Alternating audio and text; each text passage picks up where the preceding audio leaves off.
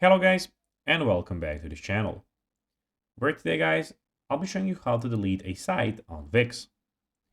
So guys, the first thing that you of course need to do is go to Google and type in wix.com. After that, you just need to go and log into your profile or register to Wix if you haven't of course already done that. But now guys, let's see how you can actually go and delete a site on Wix. But first of all, let's see what we have in front of us. In the top left corner, we have your sites where you can check out all of your websites. We have the setup, we have the home, we have the settings, and in the bottom left corner, the design site, and design site in the top right corner.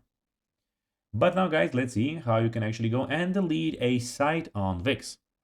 So it is pretty simple, and you just need to go and follow these few steps to know how to do it.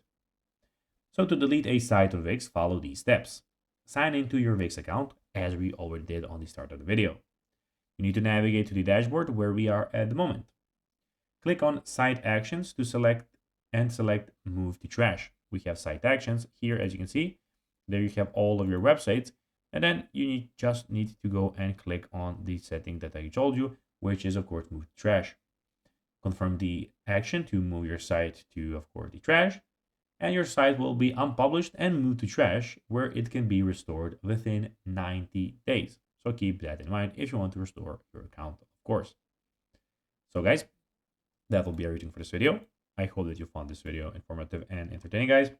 If you did, don't forget to like this video, share it, subscribe to the channel, and put the notifications on, as guys, this really helps us grow our channel. So if you have a few seconds, it will be pretty cool if you could do this for us.